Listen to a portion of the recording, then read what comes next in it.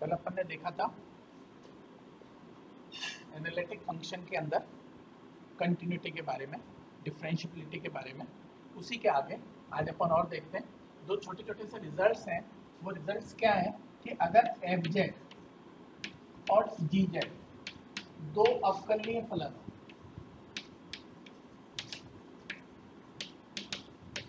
दो अवकलनीय फलन हो, तब कुछ रिजल्ट्स हैं, पहले भी आप देख चुके हैं उस रिजल्ट्स को। डेरिवेटिव ऑफ के एफ जेड, के कांस्टेंट है, ये किसके बराबर होगा? के D upon d z f Z के बराबर, के कांस्टेंट है। दूसरा इसी प्रकार से दो फंक्शंस हैं, मान लीजिए आपके पास दोनों का योग और डिफरेंस का डेरिवेटिव, वो किसके बराबर होगा? दोनों फंक्शंस के अलग अलग योग और डेरिवेटिव के बराबर होगा।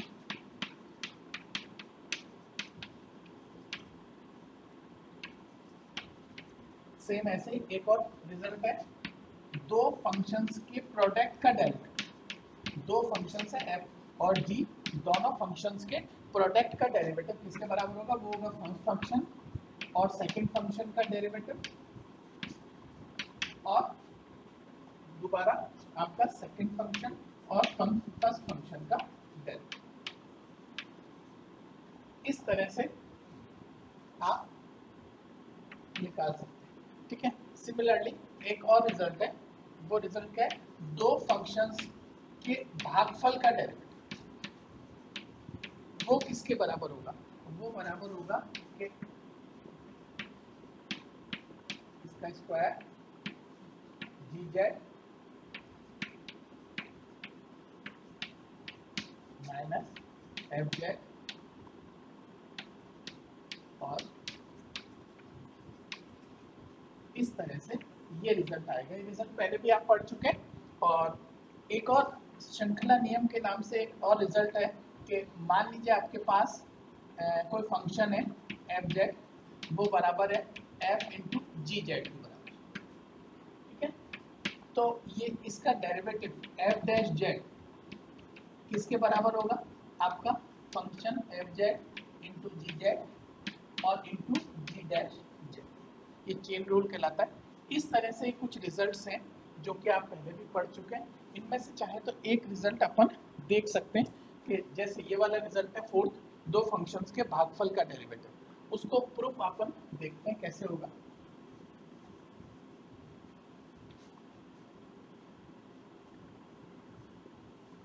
अपन को दे रखा है कि दो फंक्शन एफ जेड और जी जेड अवकलनीय फलन है, तो उसके अवकलनीयता की डेफिनेशन लगा दें।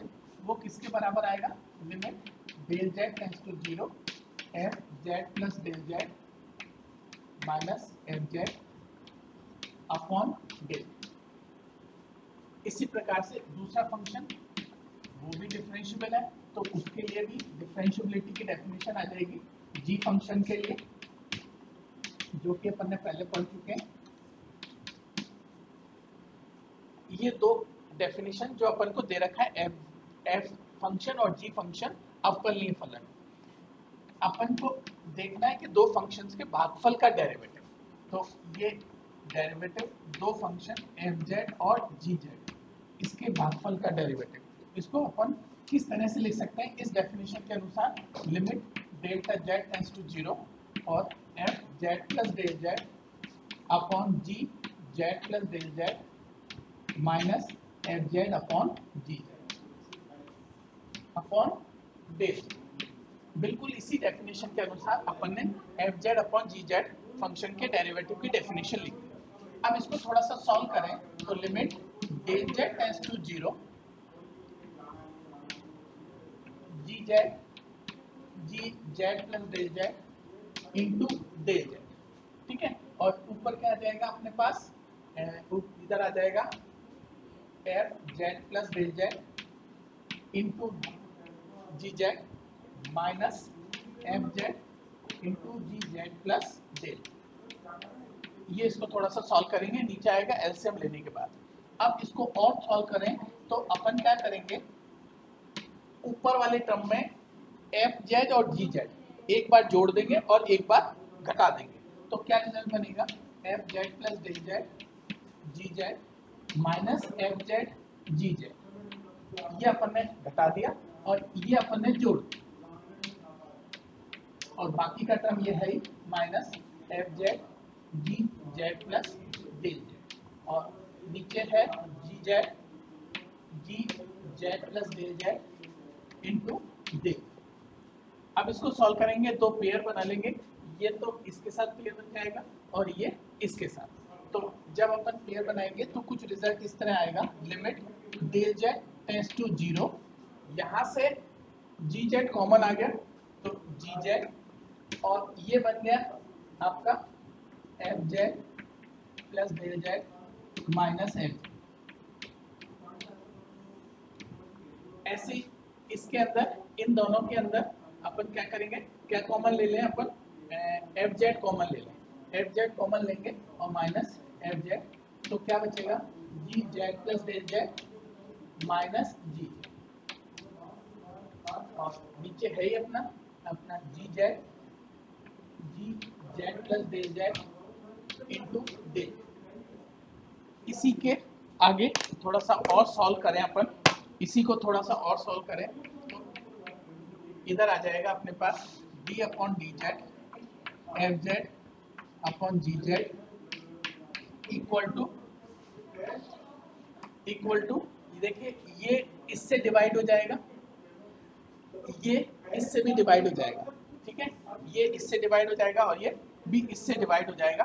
तो अपने पास जो रिजल्ट बचेगा लिमिट लेने के बाद, तो g z limit del Z tends to 0 F Z plus del Z minus F Z upon del Z minus F z limit del Z tends to 0 g z plus del Z minus g z upon del z divided by g z plus del z. अब आप देखिए कि जब आप इसके अंदर देखेंगे, ये डेफिनेशन तो बन गया काय का, g z f dash z minus ये एफ जेड और ये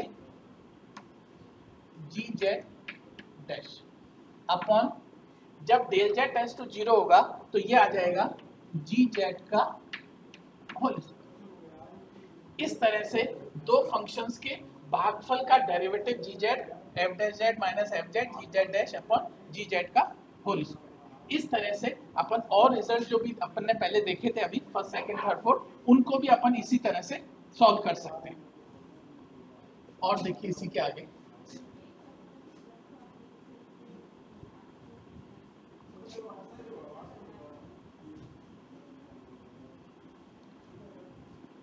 अब अपन इसी के आगे मेन टॉपिक जो है, अभी तक अपने कंटिन्यूटी डिफरेंशिएबिलिटी लिमिट्स इन सबको देख लिया, अब अपन मेन टॉपिक पे आते हैं, एनालिटिक फंक्शन, वैश्लेषिक फंक्शन।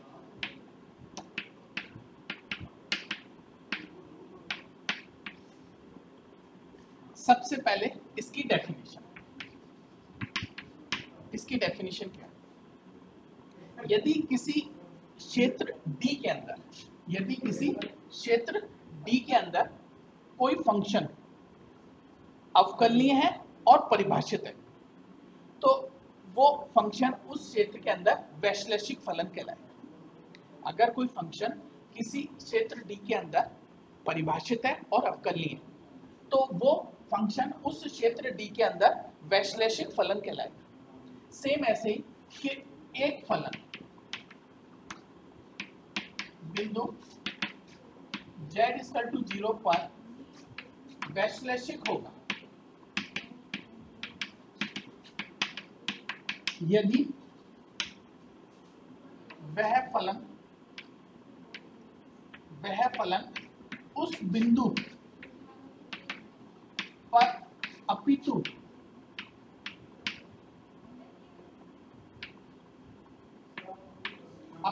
उस बिंदु के प्रतिवेश, उस बिंदु के प्रतिवेश में भी अवकलनीय हो।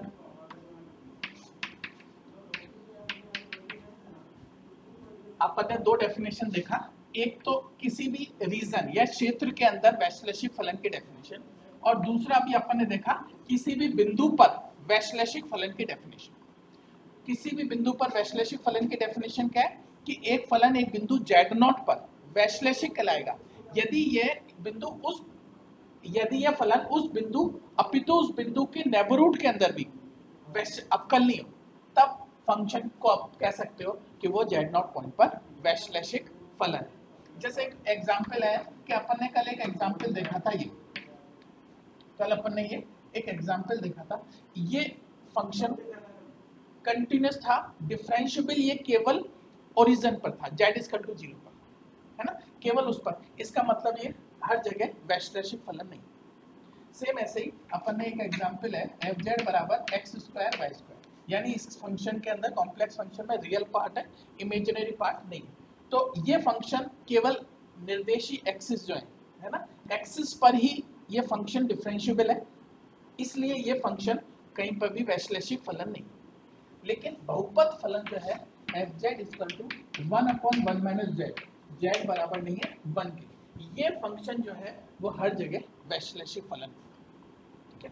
ये वैश्लेषिक फलन का डेफिनेशन, ये केवल ओरिजिन पर अवकलनीय इसलिए वैश्लेषिक नहीं होगा, ये केवल एक्सिस पर ही अवकलनीय है इसलिए ये वैश्लेषिक फलन नहीं होगा। अगर कोई फंक्शन किसी बिंदु z0 पर, अगर कोई फंक्शन किसी बिंदु z0 पर वैश्लेषिक फलन नहीं है तो वो बिंदु उस फंक्शन का सिंगुलर पॉइंट कहलाता है। अगर कोई फंक्शन किसी बिंदु z0 पर वैश्लेषिक नहीं है तो वो बिंदु उस फंक्शन का सिंगुलर पॉइंट कहलाता है, ठीक है। इसी को आगे और देखते हैं, एक रिजल्ट वैश्लेषिक फलन से रिलेटेड एक इंपॉर्टेंट रिजल्ट है, उसको देखते हैं।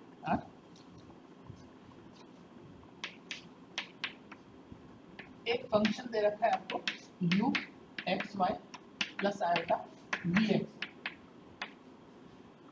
इस फंक्शन के किसी प्रांत d में, इस फंक्शन के किसी प्रांत d में वैश्लेषिक होने के लिए आवश्यक और पर्याप्त प्रतिबंध के कॉची-रीमान इक्वेशन सेटिस्फाइड। इस फलन के किसी प्रांत में वैश्लेषिक होने के लिए आवश्यक प्रतिबंध है कि कॉची-रीमान समीकरण संतुष्ट। कॉची-रीमान इक्वेशन क्या है, del u by del x equal to del v by del y, एक तो ये, दूसरा del u by del y equal to minus del v by del, ये कॉची-रीमान इक्वेशन है। तो किसी भी फंक्शन fz के प्रांत d में वैश्लेषिक होने के लिए आवश्यक प्रतिबंध है कि कॉची-रीमान इक्वेशन सेटिस्फाइड हो। यानी अपन ये लेकर चलेंगे कि ये जो फंक्शन है ये अवकलनीय, ये फंक्शन अवकलनीय है और अपन को कॉची-रीमान, अवकलनीय इसका मतलब वैश्लेषिक है, तो अपन को प्रूव करना है कि ये कॉची-रीमान इक्वेशन सेटिस्फाइड होती है।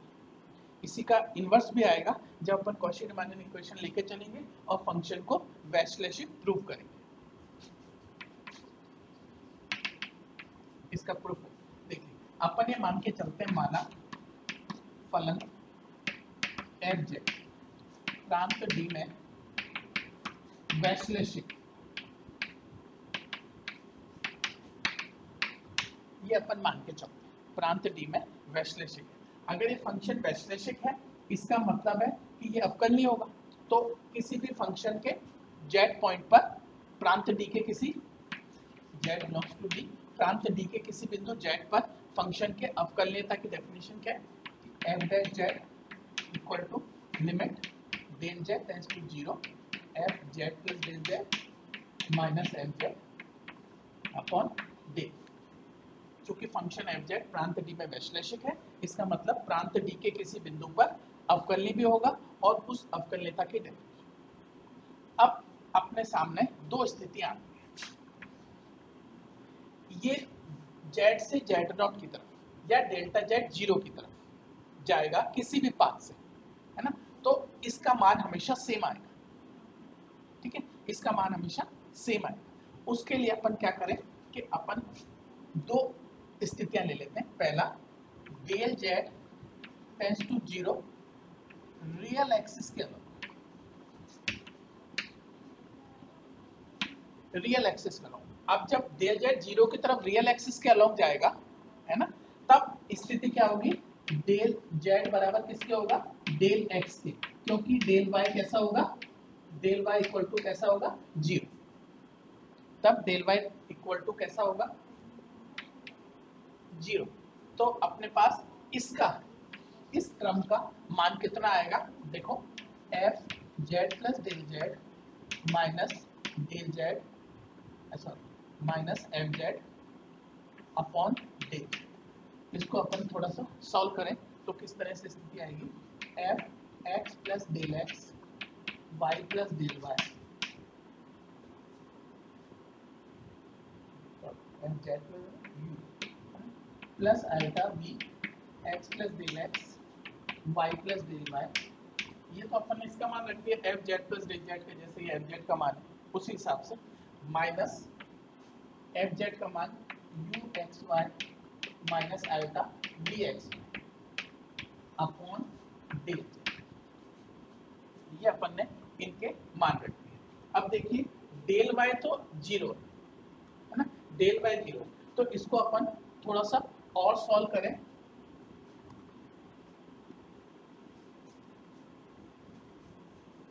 इसको अपन थोड़ा सा और सॉल्व करें तो ये क्या आएगा आपके पास, u x plus del x Y plus iota v x plus del x Y, क्योंकि आपका del Y zero, minus you x Y minus iota we x upon del.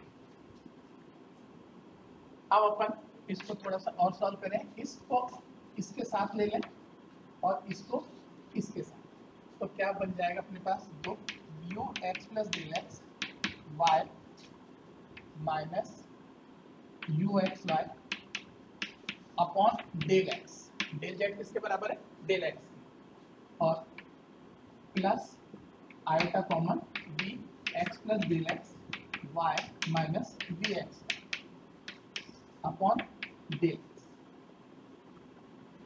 ये x में चेंज है, x में चेंज है, y same है, ठीक है, यहाँ पर भी x में चेंज है ना, x प्लस डेल्टा x की जगह x आ गया, x में चेंज है, y सेम। तो ये डेफिनेशन किसकी आ गई,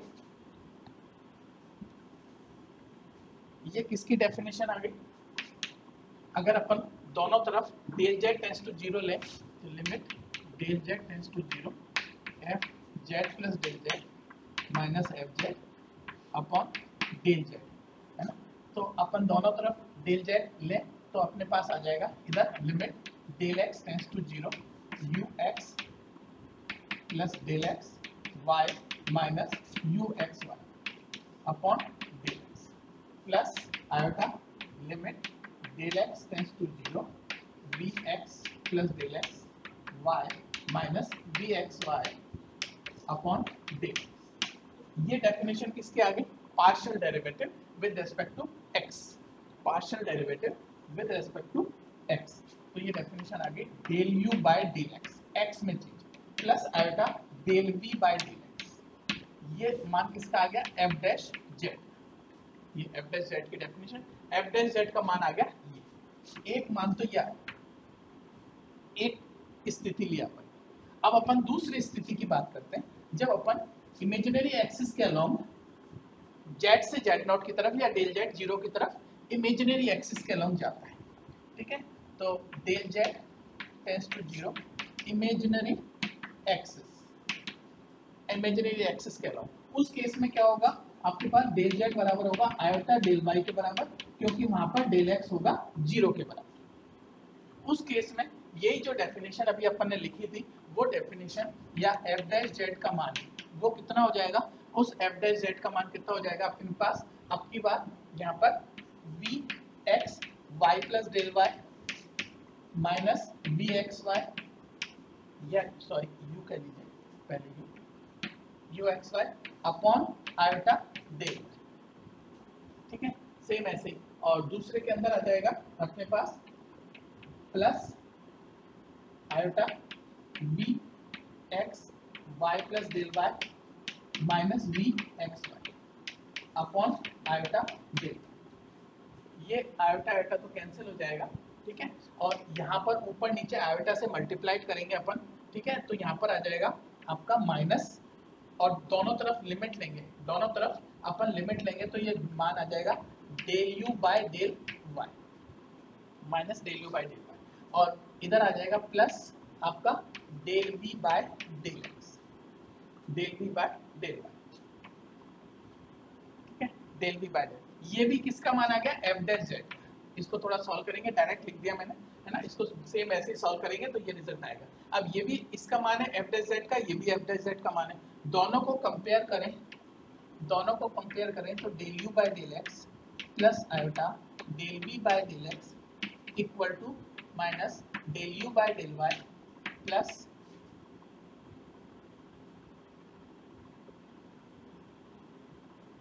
del v by del x plus अपना इधर आयोटा, सॉरी इधर आयोटा, और del v by del y. अब इन दोनों को कंपेयर करेंगे अगर अपन, तो अपने पास वही रिजल्ट आ जाएगा, del u by del x equal to del v by del y, और दूसरा आ जाएगा del u by del y equal to minus del v by del x.